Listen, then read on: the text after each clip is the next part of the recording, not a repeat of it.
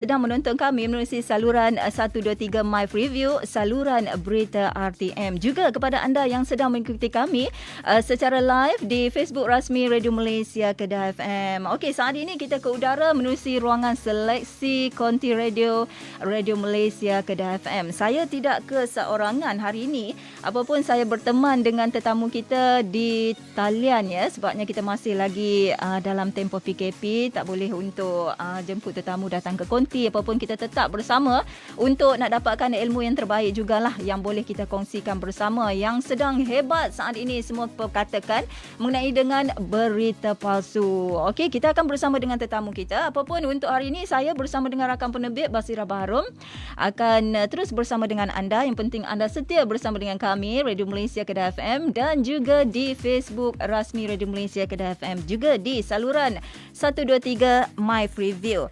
Okeylah, untuk saat ini kita bersama dengan Encik Azhar Abdul Rahman selaku pengarah Suruhanjaya Komunikasi dan juga Multimedia Malaysia Negeri Kedah yang seketika waktu ini bersama dengan kita. Assalamualaikum Encik Azhar. Waalaikumsalam DJ Ketiga. Ya, apa khabar? Sihat ke? Alhamdulillah sihat. Alhamdulillah. Macam mana? Sihat ke? Saya sihat, alhamdulillah. Walaupun kes di negeri Kedah semalam 1000 kes ya.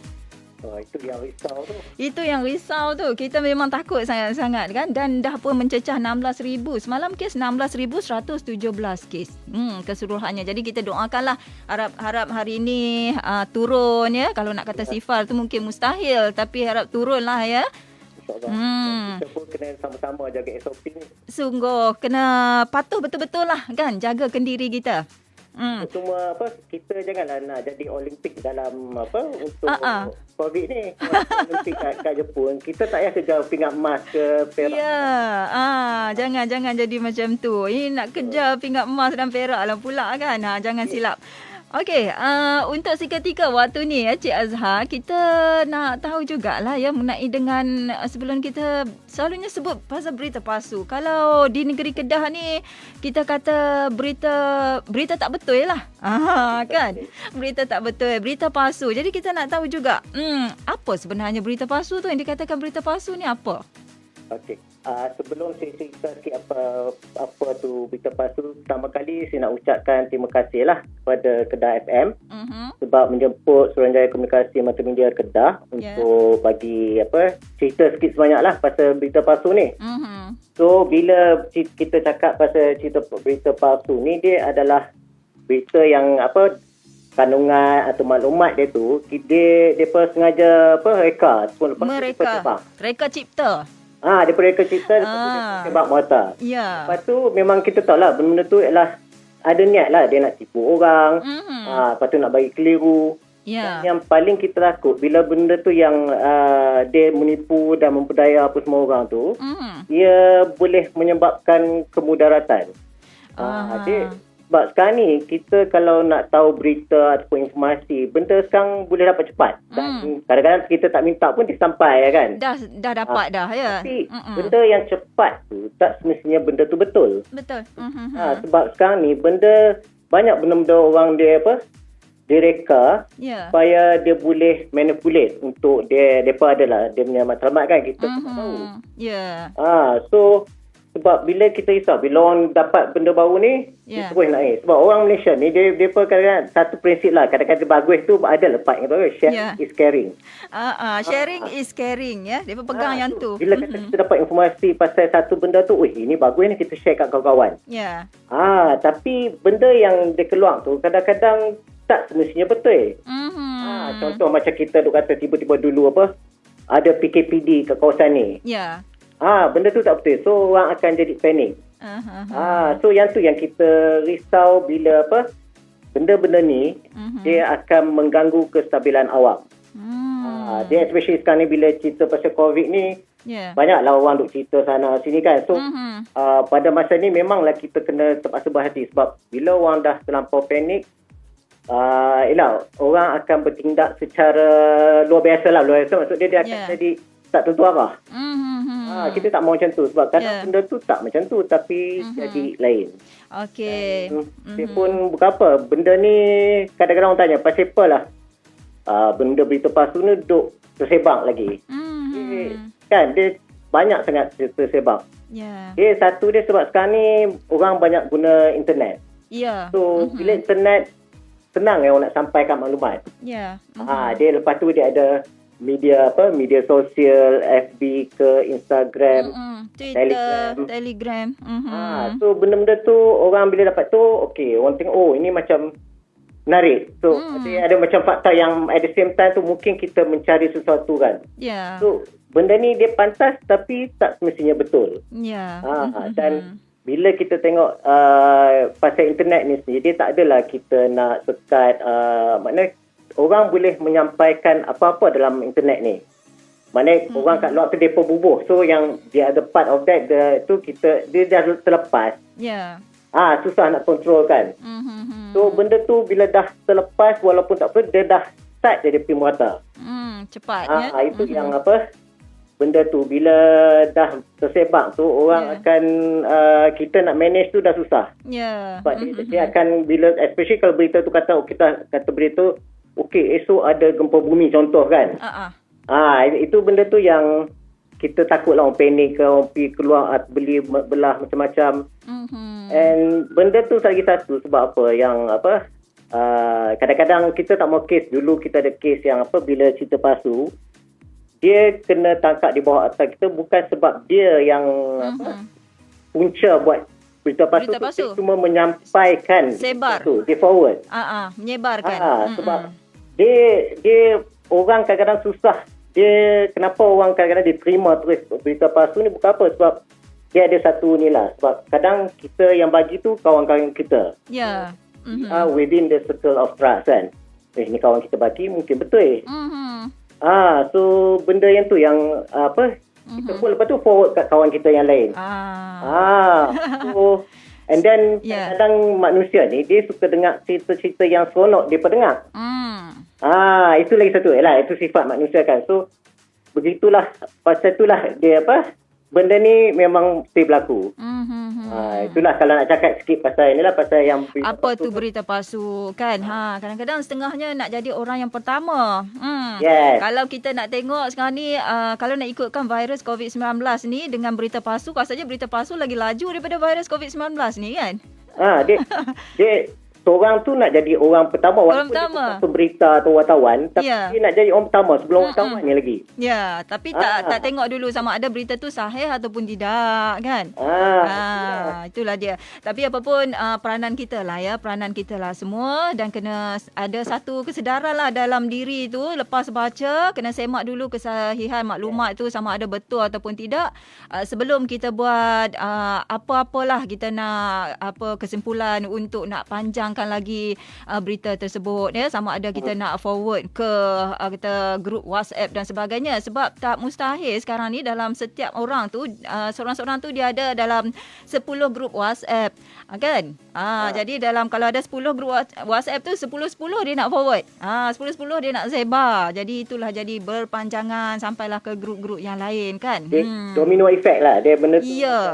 Dia macam COVID kan Kementerian Kesihatan keluarkan Arnold kan. Dia lebih kurang jugalah ya. Benda ni Arnold dia kadang-kadang lagi laju. COVID tu. Betul. Okey, kita nak tahu juga macam mana sebenarnya kita nak kena pasti berita palsu ni, Cik Azhar. Okey, bila tadi saya cerita pasal orang dia suka dengar apa yang dia nak dan dia pun kadang-kadang terima dari kawan dia percaya. So tapi jangan terus buat macam tu, sebab bila kita nak tahu benda tu betul ke tak, maknanya dia macam dia berita palsu, first kali dia kena check benda tu adakah dia daripada sumber yang kita boleh percaya. Contoh dia pun forward tengok benda tu ialah bukan orang yang sepatutnya keluarkan kenyataan tu. Sebab dulu ada pernah sekali yang dia memang very tricky. Saya tengok ada kes pasal PKPD lah. Dia bawah tu dia tulis macam Kementerian Pertahanan. Orang tak perasan. Dia letak bawah tu Kementerian Pertahanan, tapi sepatutnya that announcement should be done by MKN. Dia kadang-kadang dia confuse. Orang yang buat tu mungkin dia tak perasan. Dia letak tu. Dan yang pentingnya kita cek balik kepada agensi yang terlibat dengan perkara tu lah. Sebab kita kadang dengar macam katalah kita, dia kadang-kadang benda ni macam ngumpat lah. Kita katalah kita ni ngumpat orang tu memang teruk lah apa semua kan. Tapi it's just a story from that person. Kan? Yeah. So sebenarnya kita pun kena tanya orang tu balik. Betul ke dia berkata hang macam ni? Yeah. Itu yang first kita ni. Maknanya kita kena check balik yang sumber tu, adakah dia sumber yang betul. Dia tak boleh lah nak ni. Lepas tu yang benda lain kita boleh tengok kan, kadang-kadang bila orang forward gambar atau video tu, dia banyak orang boleh manipulate, orang boleh edit kan. Sekarang ni banyak edit. Ni especially gambar bukan. And the current punya editing tu very ni memang kadang susah. Tapi kalau itu yang kadang kita kena check juga. Dia video tu kadang-kadang benda nampak macam betul, tapi bila check betul, gambar tu dia dah edit. Itu yang senang kalau visual, dari segi visual lah kita nak tengok kan, nak check. And then selalunya berita palsu ni bila kita buat benda mengarut ni, kadang-kadang kita tak check detail. Lepas tu dia akan letak juga tarikh tu kadang-kadang tak betul. Tak betul. Dia kadang nak cepat menipu nak nak menipu ni, Allah nak tunjuk orang tu menipu ke tak kan. Dia pun tak semua benda dia boleh cover. Betul. Kadang dia tak perasan benda tu, tarikh tu dia dah jadi yang tak logik pula dia tulis kata tarikh ni. Ya. Lepas tu lagi satu senang, kadang-kadang dia macam ni lah, dia macam kita kata contoh ada ni simple, other than COVID, kita accident dekat tempat ni, kata ada 2 orang meninggal. Lepas tu kita check balik. Mungkin ada kat laporan dekat berita lain. Kalau tak ada, memang ni lah, benda tu takkan orang tu tahu kan, kalau it's a news yang betul-betul hangat kan. Ya. Dia kena check benda tu. Dan lepas tu kita juga boleh check macam contohnya kalau kata orang buat, kita ni mana the next step is kita boleh check dengan agensi yang authorized on certifying benda-benda tu. Contohnya kalau orang kata kedai kopi ni sebenarnya dia haram. So kita check balik dengan website JAKIM. Benda-benda tu lah. Ataupun kalau isu pasal harga barang, dia kata esok harga sekilo ayam nak naik. RM10 katakan. Kita check balik dengan KPDN ACP. Betul ke tidak? Lepas tu dia benda-benda palsu ni dia kadang tricky juga. Satunya dia boleh tengahnya betul, tapi dia ada benda lain dia tambah. Ini kira nasi tambah lah ni. Dia macam cerita dulu kita kata dia ada sejarah, legenda. So dia tambah kat situ. Tambah lagi. Ni nampak dia punya storyline tu betul, tapi ada sikit dia ubah. Dia nak bagi menarik. Dia nak bagi menarik. Lepas tu dia memang kadang memang selalunya yang lagi satu tu ialah dia memang tak tepat lah kan. So itulah yang sebahagian boleh kita check macam nak betul ke tak berita tu. Okey, sebab kita ni tak syak lagi sebab rakyat Malaysia ni memang kreatif kan.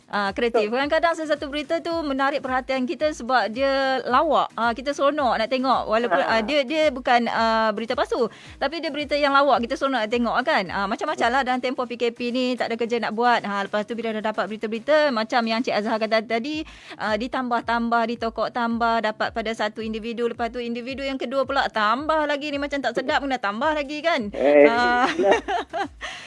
Lepas tu dia bila dah sampai kepada orang yang terakhir tu, berita dia memang menarik perhatian sangat-sangat lah ya. Tapi sebenarnya berita tu adalah berita palsu. Okey, Cik Azhar, kita berehat dulu seketika ya. Selepas ini kita sambung kembali, okey? Terima kasih untuk anda yang bersama dengan kami Radio Malaysia Kedah FM. Kita jumpa lagi selepas ini.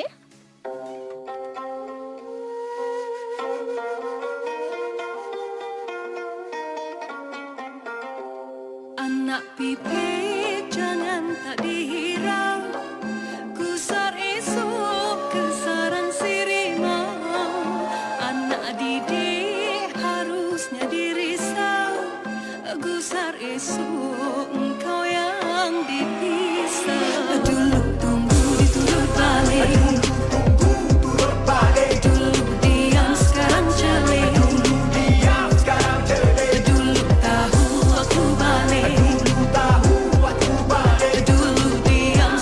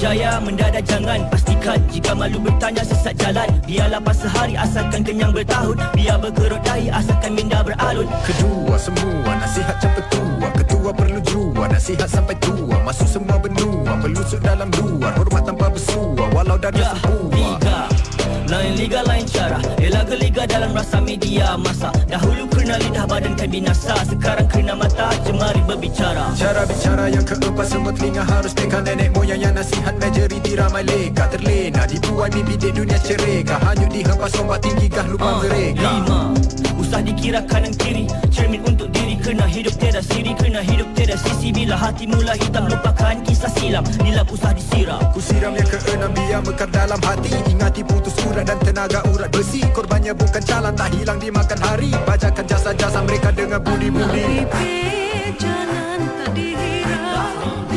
Gusar esok kesaran sirima. Anak didik harusnya dirisau. Gusar esok kau yang dipisah. Dulu diturut balik. Dulu diam sekarang celik.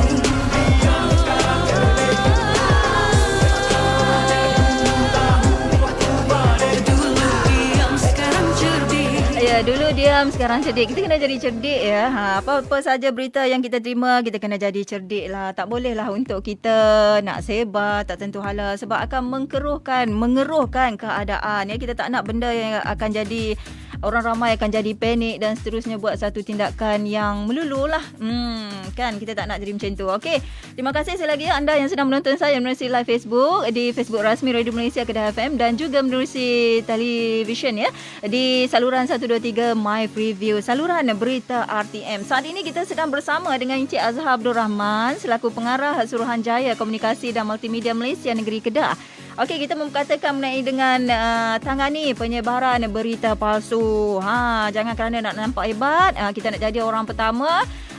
Kita nak sumber maklumat, dapat sumber maklumat daripada WhatsApp ke ataupun apa saja platform media sosial, kita sanggup untuk nak sebarkan maklumat yang belum lagi kita tahu dia punya kesahihannya ya.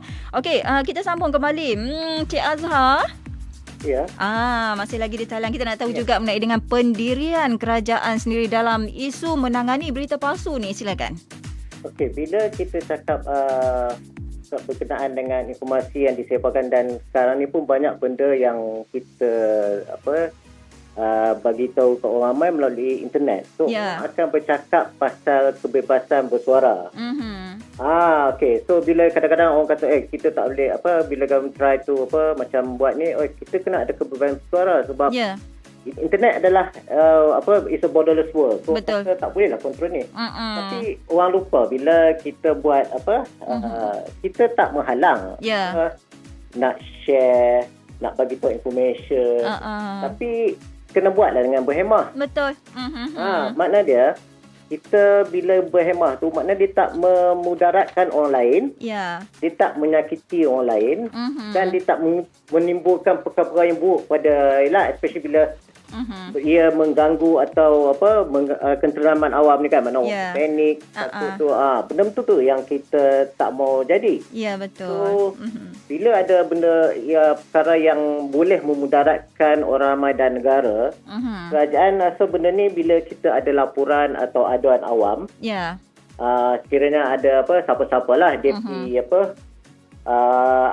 memuat naik apa kandungan yang melanggar kita punya undang yang sedia ada, kita boleh ambil tindakan. Oleh inilah mana agensi yang berkenaan, dia boleh ambil tindakan kerana yang orang yang upload konten-konten tu. Ataupun bukan dia tak upload. Dia forward message pun tu consider. Dia bagi kepada orang lain.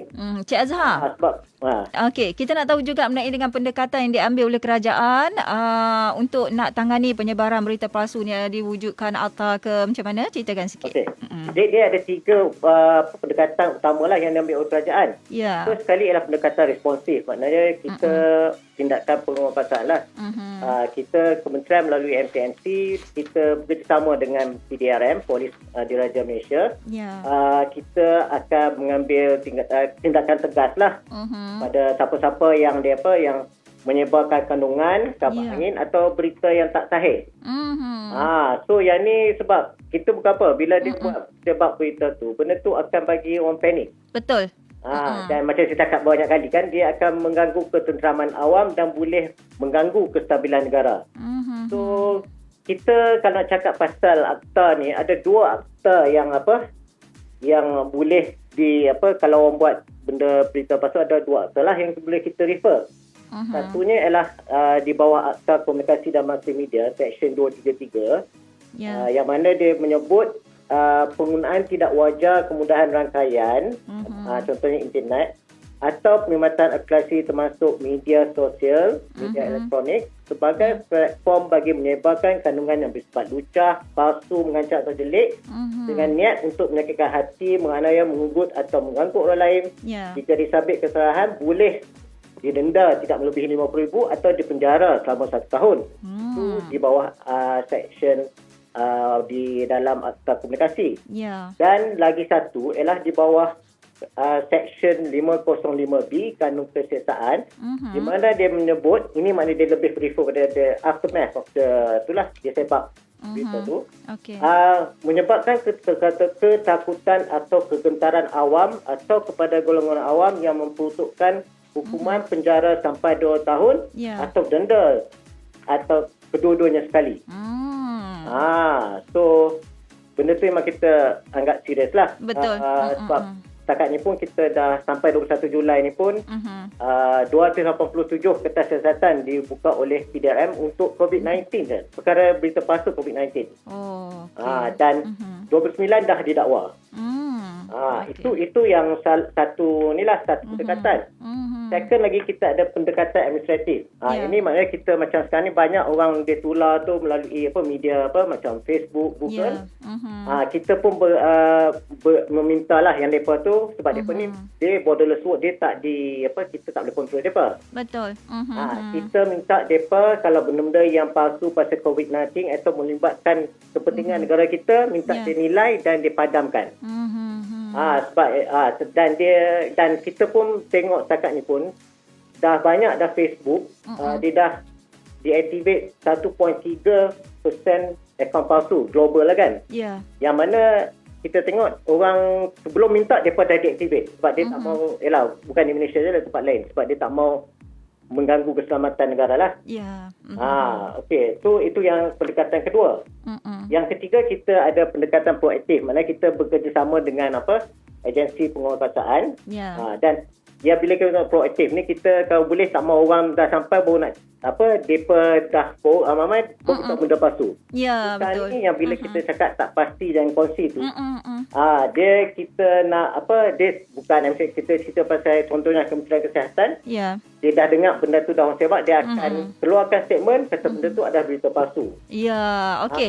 Cik Azhar. Okey, kita dah, saya rasa perlu untuk Cik Azhar maklumkan jugalah ya kepada pendengar-pendengar di luar sana, mungkin ada sedikit kata nasihat lah daripada Cik Azhar sendiri kepada pengguna-pengguna media sosial. Memanglah sekarang ni kita semuanya di ujung jari kan. Jadi sedikit kata nasihat lah untuk pendengar kita. Ini yang terakhir lah, kita ada masa dalam 1 minit lagi, silakan. Okey, dia kata hikmat dia senang je. Tak pasti jangan kongsi. Sebab apa, bila kita seronok jadi pemberita pertama, doesn't mean you are the best lah kan. So semua takut akan memudaratkan orang lain. Betul. So, kalau kita tak pasti, cara yang paling senang, kita ada yang portal sebenarnya.my. Kita akan listkan apa benda yang tular dan benda tu tak betul atau betul. Dan kalau ada benda baru yang contohnya benda baru orang list orang tularkan, kita boleh letak dalam portal tu dan MCNC akan menyalurkan kepada agensi yang berkenaan untuk mendapatkan sama ada ia sahih atau tidak. Betul. Jadi sebenarnya kalau kata menyebarkan berita palsu ataupun mereka cipta berita-berita yang tak sepatutnya, memang tindakan akan diambil lah, tak kira siapa sahaja ya. Baik yang remaja ke ataupun lelaki ataupun wanita, memang akan diambil tindakan. Sebagaimana yang telah terjadi, kalau boleh kita dapat kongsikan, seorang wanita suri rumah Suruh rumah, duduk kat rumah, tak ada buat apa, sebarkan berita palsu, juga didenda RM5,000. Dan ada juga yang hari itu mengenai dengan seorang bakal jururawat yang didenda RM7,000. Belum lagi dapat kerja, dah didenda. Sebab apa? Sebar berita palsu. Jadi kita tak nak benda-benda ni semua jadi pada kita. Dalam susah-susah kehidupan kita hari ini, yang hilang pekerjaan dan sebagainya, ditambah lagi untuk nak bayar denda dan sebagainya. Betul tak? Okey, Cik Azhar? Ya. Masih lagi? Ada lagi saya ingat dah hilang dah tadi sebab saya macam sembang seorang. Okey, Cik Azhar, saya rasa cukup sampai sini. Terima kasih saya ucapkan pada Cik Azhar yang sudi bersama dengan kita untuk hari ini ya. Seketika banyak ilmu yang diberikan yang boleh kita kongsikan bersama. Terima kasih. Assalamualaikum. Waalaikumsalam. Okey, terima kasih juga untuk anda yang bersama dengan kami di Radio Malaysia Kedah FM. Semoga maklumlah ya apa yang telah pun disampaikan oleh Cik Azhar tadi, Cik Azhar Abdul Rahman, selaku pengarah Suruhanjaya Komunikasi dan juga Multimedia Malaysia Negeri Kedah yang sudi bersama dengan kita untuk hari ini. Dan untuk hari ini saya bersama dengan rakan penerbit Basirah Baharum, rakan penolong jurutera Yohanis Yusof dan juga Amri Ismail, serta penyelaras siaran Facebook dan juga grafik Afifi Nasir. Alhamdulillah, komitmen yang terbaik yang diberikan untuk siaran kita berjalan dengan lancar hari ini. Terima kasih juga kepada anda semualah ya yang menonton kami di saluran 123 My Freeview, saluran berita RTM, juga kepada anda yang sedang mengikuti kami secara live di Facebook rasmi Radio Malaysia Kedah FM dan juga frekuensi 97.5. Ingat ya, tak pasti, jangan kongsi. Okey, kita jumpa lagi. Assalamualaikum. Bye.